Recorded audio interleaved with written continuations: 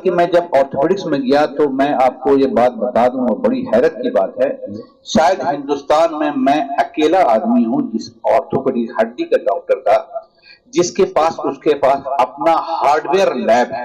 पूछिएगा इस hardware lab का फायदा क्या है। आमतौर से आप देखते होंगे कि एक्सीडेंट हुआ, टांग टूट गया, कोई डॉक्टर के पास गए, वो रॉड लगा दिया, कोई प्लेट लगा दिया, कोई कुछ लगा दिया, बोल दिया वाह वाह वाह वाह वाह बहुत हो गया, चल हो गया। भाई साहब 90% फ्रैक्चर के मरीजों को रॉड या प्लेट या कुछ न कुछ तो लग रहा है।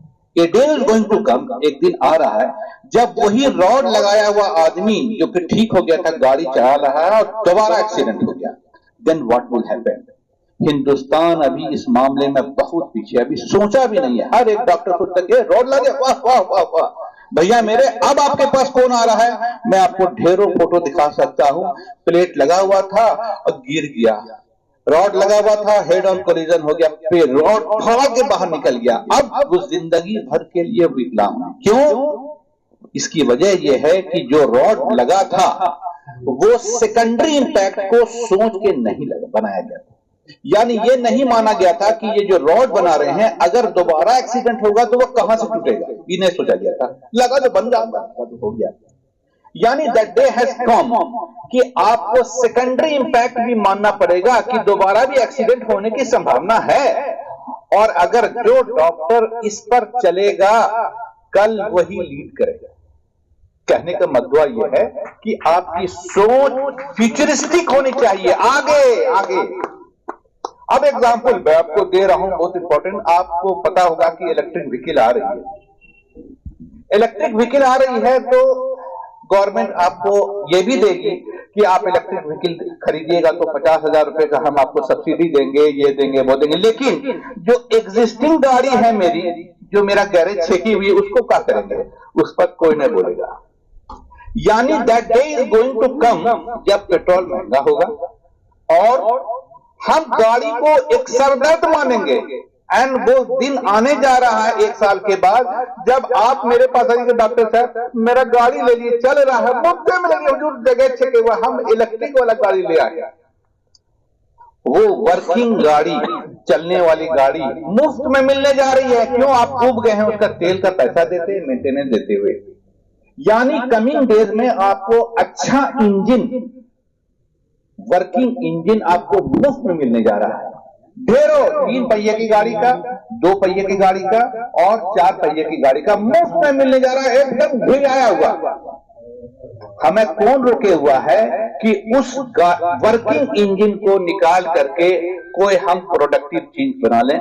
आप तो अपने सामने हुरूड़िया गाड़ी तो देख रहे हैं। हुरूड़िया गाड़ी सिर्फ ढोता नहीं है भाई साहब, वो तो मसाला भी पीस रहा है, क्रेन का भी काम कर रहा है। क्या नहीं काम कर रहा है? हमें कौन रोके हुआ है कि उस मशीनों को, जो इंजनों को जो हमारे पास आने जा रहे हैं, उससे हम ऐसी इंडस्ट्रियल चीज बना लें जो वाकई कल को हमारे लिए प्रोडक्टिव बन जाए।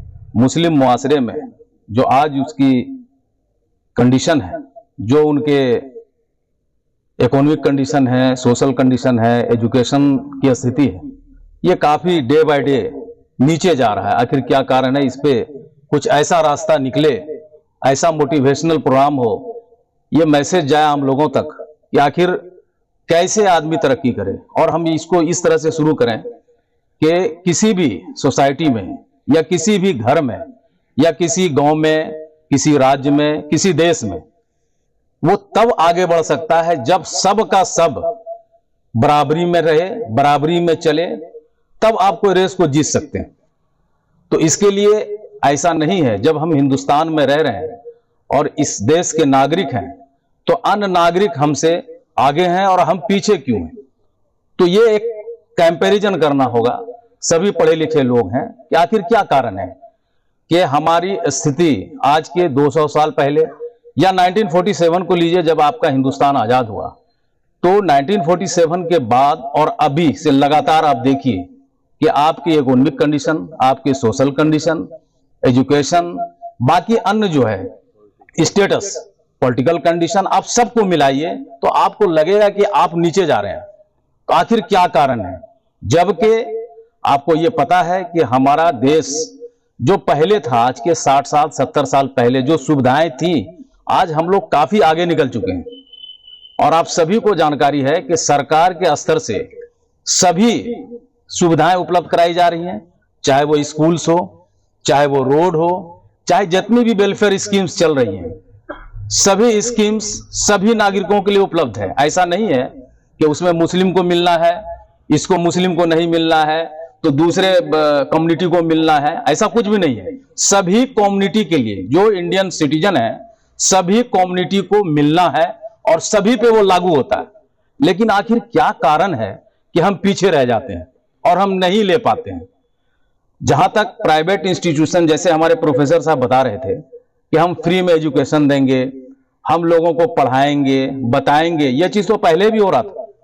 डॉक्टर साहब यहाँ पे हैं, भागलपुर में इनकी स्कूल की पढ़ाई बैजानी में हुई, हॉस्टल में जाके रहे, पढ़े हैं, जबकि इनके फादर डॉक्टर थे, बहुत रिपोर्टेड डॉक्टर थे भागलपुर के, लेकिन ये इल्म हासिल करने के लिए वहां हॉस्टल में रहे स्कूलिंग टाइम में। ये बहुत कम लोग जानते होंगे।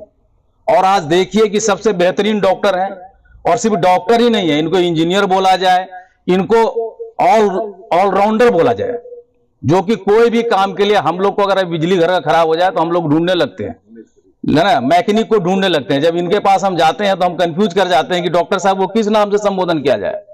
तो आप अपने एनर्जी को सही दिशा में आप दे रहे हैं। तो ये मतलब नहीं है कि आप कहां से हैं, किस जगह से बिलोंग कर रहे हैं, शहर से हैं, गांव से हैं, आप कहां से एजुकेशन ले रहे हैं। सबसे इंपॉर्टेंट आज के डेट में है कि जो सुविधा है, जो रिसोर्स है, उसको आपको अवेल करना है, उसका उपयोग करना है। अब आप बताइए कि दो कम्युनिटी है, हम लोग जिस जॉब में हैं, जहां पे हम लोग जाते हैं और देखते हैं, सिंपल एग्जांपल आपको लेते हैं कि जैसे आज के डेट में अगर देखा जाए, पूरे कम्युनिटी को अगर हम कास्ट वाइज अगर हम डिवाइड करते हैं सोशली और एजुकेशनली, तो एसटी एससी सबसे नीचे कैटेगरी में। सब लोग मानता है कि भाई वो एजुकेशनली, इकोनॉमिकली, सोशली बैकवर्ड है, सबसे पीछे लाइन में खड़ा हुआ है। लेकिन आप जब जाएं उसके जगह पे, अब सरकार ने हर जगह विद्यालय बना दिया है, सरकारी विद्यालय। तो जब हम उसके विद्यालय में जाते हैं, नामांकित छात्रों की संख्या अगर 300 है तो 150 बच्चे जरूर मिल जाते हैं। लेकिन ठीक जब मुस्लिम इलाके के किसी भी स्कूल में हम चेक करने के लिए जाते हैं, तो वहां पे नामांकित छात्रों की संख्या 300 है, तो हमको वहां 40 से ज्यादा बच्चा नहीं मिलता है। यह दुर्भाग्य है, आपको मैं बता रहा हूं बेसिक चीज। यह दुर्भाग्य है कि वहां पे बताने वाला कोई नहीं है, वो हमेशा डिप्राइव्ड है, शुरू से प्रताड़ित है। आप प्रताड़ित नहीं हैं, आपका मनोबल, कॉन्फिडेंस ऊंचा है, लेकिन आप एजुकेशन में, आपको स्कूल में टीचर है, सारा चीज है, लेकिन आप जब वहां 300 बच्चे नामांकित हैं तो आपके 40 बच्चे, माइनॉरिटी 40 बच्चे इस स्कूल में हैं, लेकिन जहां पे 300 एसटी एससी वाले हैं, जिनको कि रोज खेत में काम भी करना है, दूसरी जगह मजदूरी करना है, लेकिन 150 बच्चे वहां पे हैं। तो वहां के बच्चे आगे जाएंगे, जब वो स्कूलिंग करेंगे, जब वो कॉलेज में जाएंगे, तो बहुत सारे गवर्नमेंट की वेलफेयर स्कीम है, छात्रवृत्ति है, साइकिल योजना है, बहुत सारा चीज है। सेंट्रल गवर्नमेंट, स्टेट गवर्नमेंट ने अनेकों योजना चलाया है आम लोगों के लिए। 54 योजना चलाया है, आप सभी को जानकारी होना चाहिए। 54 schemes for the welfare of the Bihar public के लिए आपको 54 स्कीम्स चल रहे हैं, जो तरह तरह के स्कीम्स हैं। लेकिन हमको क्या है कि आम लोगों को जानकारी नहीं। तो मुस्लिम जो है, आखिर क्यों नहीं? जब आपको स्कूल है, आप बच्चे को नहीं भेजते हैं। आपके यहाँ आंगनबाड़ी केंद्र है, आप बच्चे को नहीं भेजते हैं। आपके यहाँ स्कूल्स है जहां पे आप पढ़ सकते हैं, कोचिंग सेंटर, आप बच्चे को नहीं भेजते हैं। आप बच्चे को छोटे काम में लगाते हैं, आप बच्चे को बाहर भेजते हैं। अब छोड़ दीजिए दूसरा एग्जाम्पल, अब गांव ग्राम के हिसाब से आप सोचिए। आप यहां पे आप जाइए दिल्ली, पंजाब, नाइट गार्ड की नौकरी करेगा, 8,000 रुपया महीना उसको मिलेगा। उसके पास गांव में देखिएगा तो 2 बीघा जमीन है, लेकिन 2 बीघा जमीन भावली पे दिए हुआ है और जाके नाइट गार्ड की नौकरी कर रहा है। अब वो 2 बीघा जमीन जो भौली कर रहा है, वो कोई नीचे वाले जो लोग हैं, जो गरीब गुरुआ है, या कोई दूसरे कम्युनिटी के लोग हैं जिनके पास बिल्कुल भूमिहीन है, लैंडलेस आदमी उसका खेत भौली कर रहा है, वो परिवार के साथ रह रहा है, वो अपने बच्चा को हिंदी स्कूल में पढ़ा रहा है। आप अपने बच्चे को देख भी नहीं रहे कि पढ़ नहीं रहा है, आप नाइट गार्ड का नौकरी कर रहे हैं। थोड़ा सा बड़ा हुआ तो बच्चा जाके फैक्ट्री में लग गया। लेकिन जो आपके खेत से इनकम लिया और वो कढ़ा के अपने बच्चे को बिहार पुलिस में दौड़ा के सिपाही बना रहा है, उसकी लड़कियां भी पढ़ रही हैं। आप लड़कियों को घर से नहीं निकाल रहे हैं पढ़ने के लिए, आप 20 तरह की उंगली उस पर उठा रहे हैं। आप कई हिस्सों में कई तरीके से बटे हुए। तो ये जो सुविधा आप अवेल नहीं कर रहे हैं, तो सीधा कारण ये है कि आपके दिमाग में ये चीज चलता है। आप ऐसा क्यों सोच लेते हैं कि हमारा ये जो हम पढ़ाई करेंगे तो हमको नौकरी नहीं मिलेगी, या इसमें हम दौड़ेंगे तो हम हार जाएंगे? आप ऐसा क्यों सोच रहे हैं? ये मानसिकता क्यों है आपका? इसको हटाना पड़ेगा। रघुपति राघव राजाराम, जितनी तनख्वाह उतना काम। भैया 8,000 रुपए में इतना ही मिलेगा, इससे ज्यादा नहीं दे सकते। इस चक्कर में क्या है, वो बंदे का प्रमोशन तो कभी नहीं होगा, इस बात की गारंटी मैं ले लूंगा, और इस बिजनेस को कोई आगे लेके नहीं जा सकता, इस बात की भी गारंटी मैं ले लूंगा। अब यहाँ पे ना कि उसको अपने लाइफ की पड़ी है, इनको अपने लाइफ की पड़ी है। अगर हम लोग ऐसे सुनते हैं मूवी में कि पिक्चर किस चीज से चलती है, तो ये बहुत फेमस डायलॉग है, बता सकता है पिक्चर में क्या चीज है? 3 चीजें चलती है। तो कहते हैं ना, एंटरटेनमेंट इंटरटेनमेंट इंटरटेनमेंट। 3 बार एक ही बात को रिपीट किया गया। क्यों? क्योंकि आपके अंदर यहाँ पे टैटू बन जाना चाहिए। तो वैसे आप समझ लीजिए कि बिजनेस जो है ना, वो किससे चलता है ना, strategy strategy strategy. Without strategy आप कोई भी काम करते हैं ना, वो बेकार है। मतलब वो आप टाइम पास कर रहे हैं, अपना भी और दूसरे का भी टाइम खराब कर रहे हैं। तो आज जैसे हम लोग यहाँ पे आके बैठे, हम लोग क्यों बैठे? आज यहाँ से जाएंगे हम लोग, क्या लेके जाएंगे? हम लोगों को क्या बेनिफिट हुआ? क्या सिर्फ हम लोग ये खाना खा के जाने वाले हैं, या यहाँ से कोई बात समझ के जाने वाले हैं? तो इस चीज को मैं क्लियर करता हूं। कोई भी बिजनेस अगर आप लोग कर रहे हैं, या आप लोग जॉब कर रहे हैं, मार्केटिंग की जरूरत सबको है। अगर आप अपने आप को मार्केट नहीं कर पा रहे हैं, तो इसका मतलब आपकी जो विस्तार है वो रुक जाएगी। आप ग्रोथ नहीं ले पाएंगे। आप वो पौधा बन जाएंगे जिसका फाइनल स्टेज अभी दिखने लग जाएगा कि अब इससे ज्यादा ये पौधा बढ़ेगा नहीं, चाहे इसमें जितना भी खाद पानी डाल लो। अगर आप मार्केटिंग कर रहे हैं, जो भी काम आप करते हैं उस चीज को आप बता सकते हैं, समझा सकते हैं, लोगों को अपनी बात पहुंचा सकते हैं, तो फिर आपका ग्रोथ पक्का है। अभी जो मीटिंग इन्होंने किया, फार्म हाउस पे प्राइवेट पार्टी 50 लोग बैठेंगे, हम लोग बात करेंगे। अगर यही चीज अगर ये अभी सैंडिस कंपाउंड शादंगी मैदान में कराएंगे, तो वहां पे मेरा बात कोई सुनने वाला नहीं। वहां पे मेला चाहिए, वहां पे मुहर्रमी धुन चाहिए, तो वहां पे मुहर्रमी धुन ही चाहिए। हम खड़े होंगे, हमको 2 मिनट में उतार दिया जाएगा। वैसे गलती से आप लोग का 9 मिनट पार हो गया, ठीक है। अगर 1 मिनट बचा हुआ होगा तो बोल दीजिएगा, हाथ उठा के हम रुक जाएंगे। तो आप लोग यहाँ पे जो बैठे हैं, मार्केटिंग के ऊपर हम लोग बात करने वाले। कोई भी बिजनेस कर रहे हैं, जैसे किन्हीं का न्यूज चैनल है, मेरे बहुत अच्छे जानकार हैं जो न्यूज चैनल चला रहे हैं, तो ये सारे लोग जितने सब चाहते हैं कि मार्केटिंग हो। आप लोग भी यहाँ बैठे हैं मार्केटिंग के लिए। इनाम भाई तो हमारे एकदम सामने एकदम पूरा 90 डिग्री एंगल पे वीडियो बना रहे हैं। तो आप लोग भी चाह रहे हैं कि अपना मार्केटिंग हो, इनका न्यूज चैनल सराखों पे जाए, सब लोग इनके न्यूज चैनल को तारीफ करें।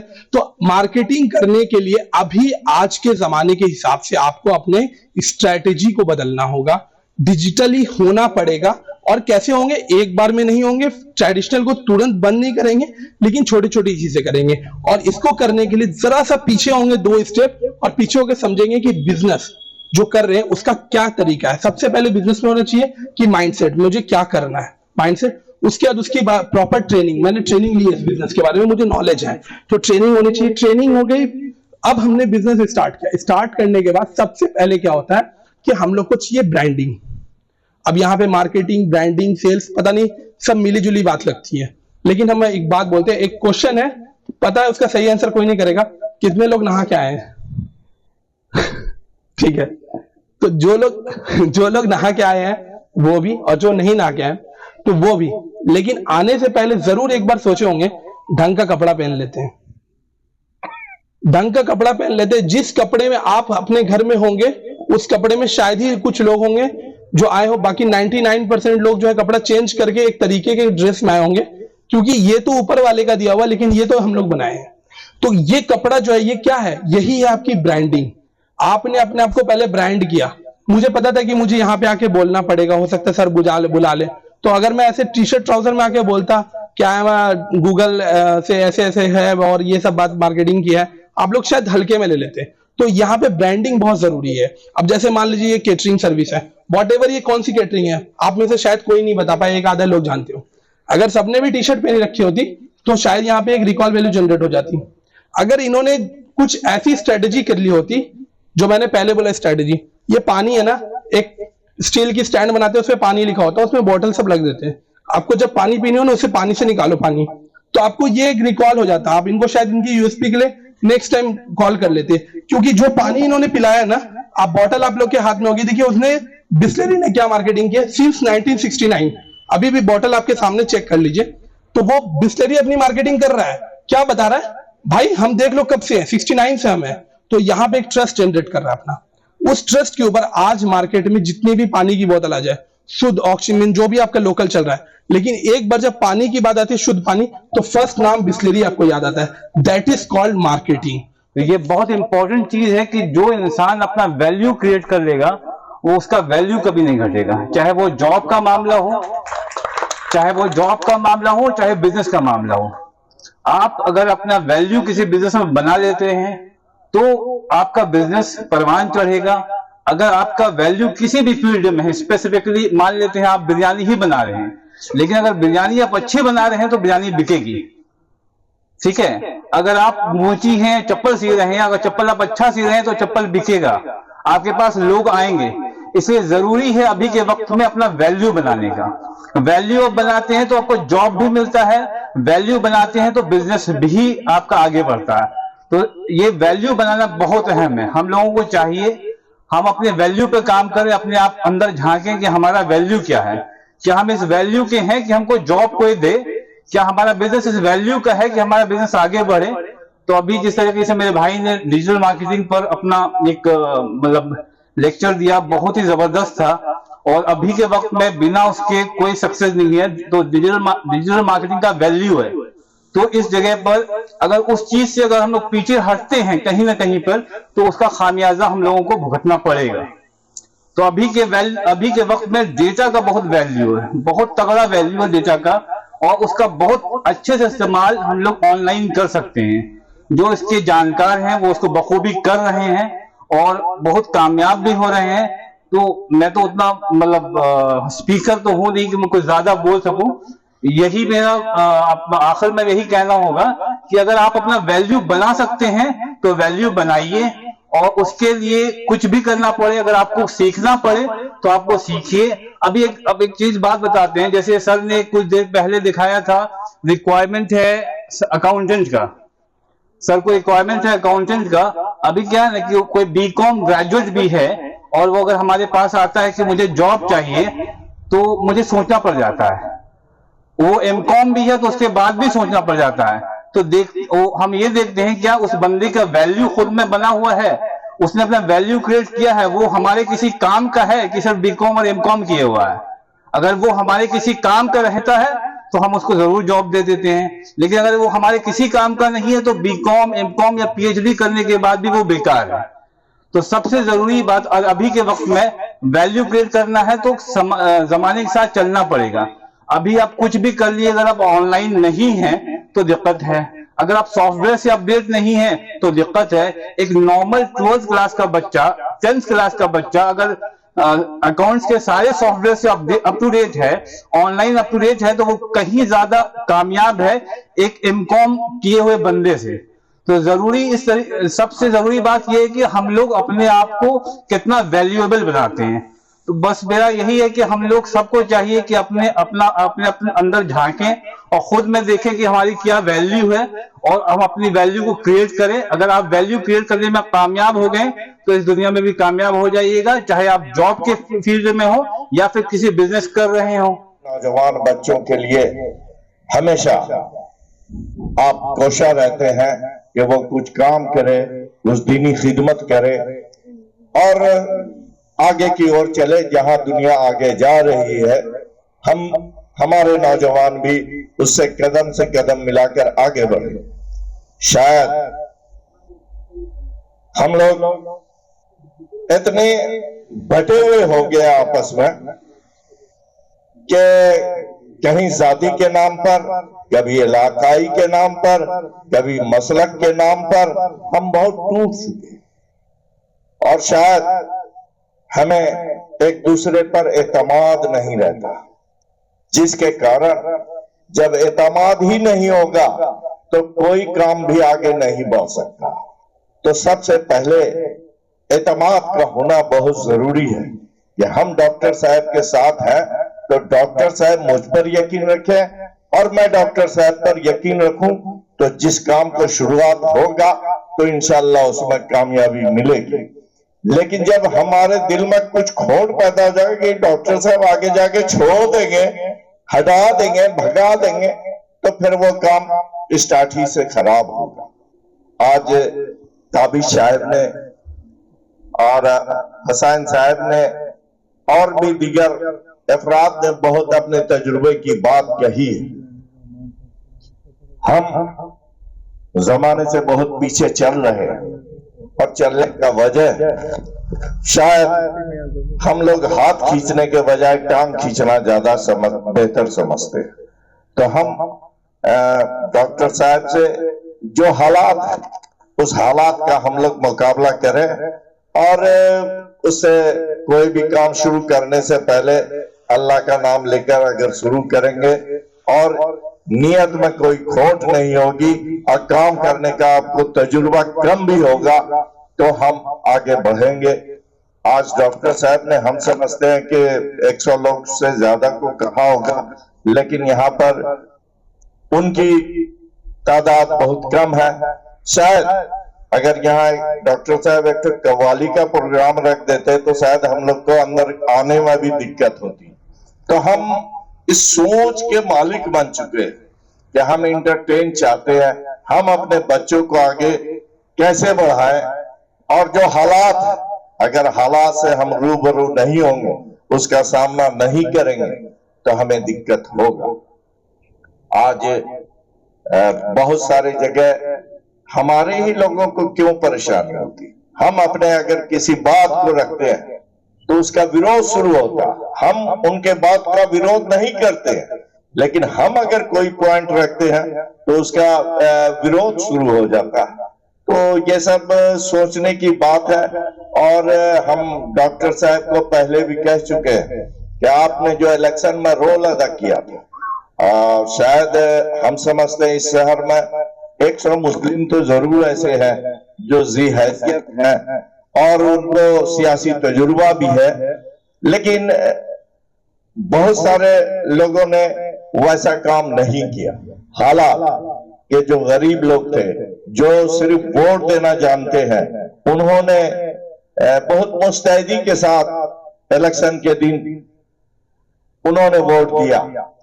हालांकि ये वोट जो मैं 50,000 लाया वो कम से कम 70-80 हजार होना चाहिए, लेकिन कहीं न कहीं पर हम और कमजोर हैं और अगर सियासी बेदारी नहीं होगी, जहां हमें आवाज उठाने की जरूरत है, असेंबली और पार्लियामेंट में हमारी नुमाइंदगी नहीं हो पा रही है और जो जा भी रहे हैं तो वो अपने खुल करके अपनी बात को पार्टी लेवल के बंदिशों से वहां नहीं उठा पा रहे। तो हमें सोचना है कि हम जितना बिजनेस में तरक्की करें तो सियासी हकदार भी हम उतने ही बने। इस वो डायबिटीज का कैपिटल बन चुका है और हाइपरटेंशन का, इसके लिए मैंने फिर डायबिटीज का रेंज लाया, हाइपरटेंशन का लाया और ग्रेजुअली आस्ते आस्ते पेशेंस रखते हुए आगे निकल रहे हैं और मेरा कवरेज एरिया भी बड़ा हो गया है, जैसे मुजफ्फरपुर, दरभंगा, पूर्णिया और इंटरेक्शन और बहुत सारे डॉक्टर्स ने भी मुझे बहुत इनकरेज किया। और सबसे बड़ी बात है कि मार्केटिंग के अलावा सर्विस और मार्केटिंग जब दोनों मिलेगा तब आपको रिजल्ट आएगा, जिस पर चल रहे हैं और आगे आप लोग की दुआ रही तो इंशाल्लाह आगे बढ़ेंगे। Thank you. पीएनबी कॉलेज 17 साल और पीएनबी कॉलेज के बाद अब पीजी हेड मैं हूँ। इंग्लिश कोई मुअम्मा है नहीं। जब उर्दू जबान या जो हम मादरी जबान घर में बोलते हैं तो कभी ये नहीं कहते कि पहले ग्रामर सीखो तब मादरी जबान बोलेंगे। ये एक अजीब मुअम्मा है कि इंग्लिश बोलो तो ग्रामर सीखो, फारसी सीखो तो आमदनामा पढ़ो, जबकि हमको जेएनयू में आमदनामा नहीं पढ़ाया गया। हम तिजारत को भी जोड़ेंगे, साथ में सर के काम को भी जोड़ेंगे। हम कुछ बात अपने दिल की कहना चाहते हैं। यहाँ बहुत सारे कोचिंग इंस्टीट्यूट चल रहे हैं और बच्चे बर्बाद हो रहे हैं, और जो हमको अभी नए जनरेशन को आगे लाना है। हम तो एक उम्र को पहुंच गए, अब हमें अपने और कामों को अंजाम देना है, लेकिन हमको मोटिवेट करना है बच्चों को, वालिदैन को, कि वो इस तरफ तवज्जो दें। वो गॉसिप में वो बाहर चौक पे बैठ के या कहीं बैठकर गपशप ना करे, बल्कि सर ने इतनी अच्छी जगह, यहाँ कई जगह देते हैं जगह जहां बैठकर इंटरैक्टिव सेशन चले और कुछ प्रोडक्टिव बात। हम इनके साथ, सर के साथ स्टैंड करते हैं और हमेशा साथ देने की ख्वाहिश रखते हैं। जो भी हमसे मदद होगी मैं फ्री में करना चाहता हूँ। अगर आप लोगों में से कोई इंग्लिश स्पोकन भी सीखना चाहे वो भी हम देने को तैयार है। सर के यहाँ प्रोग्राम होगा, बच्चों को तो जरूर देंगे। कि हम जब तक अब ये इस तरह की नशिश नहीं रखेंगे लोगों को हैमरिंग करने के लिए, तब कुछ नहीं होगा। अकेले बैठ करके हम अपना खिचड़ी पकाते रहे, बल्कि अभी हमने देखा क्रिकेट मैच में पराए के शादी में अब्दुल्ला दीवाना खेल रहा के, और हम परेशान परेशान है, बाप रे बाप क्या बताएं। कहने का मतलब ये वो दौर नहीं रहा। अब चूंकि हार्डशिप इस तरह से हमारे ऊपर आने लगा है, पहले जमींदारी का वक्त था किसी तरह से कट लेता था, अब हार्डशिप आने लगा। अगर हम सभी लोग मिलकर नहीं सोचें, हम सभी लोग अपने बच्चों को बिजनेस ओरिएंटेड उस तरह से ओरिएंटेशन नहीं देंगे, तो मैं बोलूं बार बार कि हमारा बच्चा कौन फटा हुआ पैंट का फुल फैशन चला हुआ है, कौन सा बाल कटिंग होगा, और यही उलूलियात फजूलियात हम देखते हैं, वही पनपेगा और पनप रहा है। लाख रुपए का हम खटिया खरीद लेते हैं, भाई साहब बता दे रहे हैं आपको, और ये प्रोजेक्टर जो कितना होगा 50,000 रुपए का, 20,000 से करना है तो 20,000 रुपए में मिल जाता है, किसी के घर में ना होगा। इस बार डॉक्टर साहब के पास 12 को प्रोजेक्टर, 12 पूछिए क्या करते हैं, दिन रात सिनेमा देखते हैं। हम 7 दिन से सिनेमा देख रहे हैं, मियां बीवी और वो खत्मे नहीं हो रहा, टाइम रहे तब ना भाई। कहने का मतलब है क्यों खरीद रहे हैं? उन लोगों को देने के लिए कि तुम अपने इदारे में लगाओ, प्रोग्राम करो, लोगों को बुलाओ। जैसे हम इनको बुलाया, अभी आपने सुना एक ऑफिशियल की बोली में कितना गर्मी है, कितनी तकलीफ दिखाई पड़ रही कि आज हमारी कम्युनिटी कुछ नहीं कर रही है। जब आप उनको बुलाएंगे, उन्हें डायस पर लाएंगे, तब न अकल खुलेगा। हम तो भागे चलेंगे, हम बुला लेंगे खाली उसी 3,000 मौलाना को। भैया मेरे इस तरह से कौम में बदलाव नहीं आता। यही कारण है, 2 बात मैं बता दूं, आप लोग को थोड़ा खराब भी लग जाएगा बहुत सारे लोगों को। मेरा बाप जो है बैठ करके हमको वो चौकी पर कुरान शरीफ अच्छे से पढ़ाए, बाइबल अच्छे से पढ़ाए। गॉस्पेल ऑफ बरनबास कोई ने पढ़ा होगा, उसमें मैं पढ़ा हूं बढ़िया से। रामायण, गीता और कुरान का एक्सेप्ट अच्छे से पढ़ाया। क्यों ये बात बोलते हुए? देख बेटा, बच के रहिए, 111 पंडित जी से बच के रहोगे और ये दाढ़ी वाले मौलाना से बच के रहो, दोनों फितना है। तुम इल्म से, तुम सबके एक्सप्लॉयटेशन से तुम बच जाओगे, नहीं तो ये सब लोग तुमको एक्सप्लॉयट करेगा और तुम कहीं के नहीं रह सकोगे। इसकी हकीकत क्या है वो आप ज्यादा अच्छा समझ सकते हैं, लेकिन मैं अभी भी देख रहा हूं कि सब इस समय आपको हर तरह से मजबूत होना, कोई एक कमजोरी होगी तो आप एक्सप्लॉयटेड हो जाइएगा।